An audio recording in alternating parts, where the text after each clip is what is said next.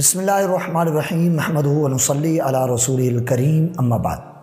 یہ جو صدقہ فطر کا اسلام نے حکم دیا ہے، کیا یہ شخص پر واجب ہوتا ہے یا اس کے مال پر واجب ہوتا ہے؟ یہ بڑا اہم مسئلہ ہے۔ عموماً ہمارے ہاں معاشرے میں مسلمان بھائی جو ہیں اکثر اس کشمکش میں ہوتے ہیں کہ پتہ نہیں صدقہ فطر جو ہے وہ ہمارے مال پر واجب ہے یا ہم پر واجب ہے۔ تو دیکھیں، اگرچہ صدقہ فطر جو ہے وہ مال سے ادا کیا جاتا ہے، لیکن بندے کے اوپر واجب ہوتا ہے، مال کے اوپر واجب نہیں ہوتا۔ لہٰذا اگر کسی شخص کے اوپر صدقہ فطر ہے اور وہ مر گیا تو لہٰذا اب اس کے مال سے جو ہے وہ نہیں نکالا جائے گا، چونکہ وہ جس کے اوپر واجب تھا وہ تو فوت ہو گیا ہے، تو لہٰذا اب اس کے مال سے صدقہ فطر ادا وارث جو ہیں وہ ادا نہیں کریں گے۔ جبراً ان کے اوپر اسلام کا کوئی حکم نہیں ہے، لیکن اگر وہ اپنی طرف سے اس مرنے والے کی طرف سے صدقہ فطر اس کے مال سے ادا کر دیتے ہیں تو ہو جائے گا، اس میں کوئی حرج نہیں۔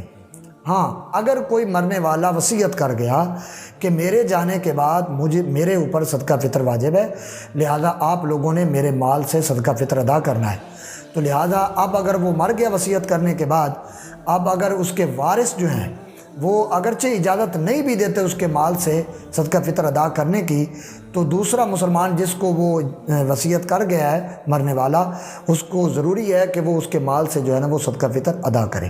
لہٰذا ہر ایک شخص کے اوپر صدقہ فطر واجب ہوتا ہے، مال کے اوپر صدقہ فطر واجب نہیں ہوتا۔ دیکھیں، اگرچہ اسلام نے نصاب بتایا ہے کہ جس کے اوپر زکوٰۃ ہے دینے کا اسلام حکم دیتا ہے کہ اب تیرے اوپر زکوٰۃ ضروری ہے، جو اسلام نے نصاب بتایا ہے اسی بندے کے اوپر صدقہ فطر بھی ضروری ہے، واجب ہے۔ تو لہذا دعا ہے اللہ کے کائنات کی بارگاہ میں اللہ تبارک و تعالی ہم تمام کو دین اسلام پر عمل کرنے کی توفیق عطا فرمائے۔ آمین و آخر دعوانا ان الحمدللہ رب العالمین۔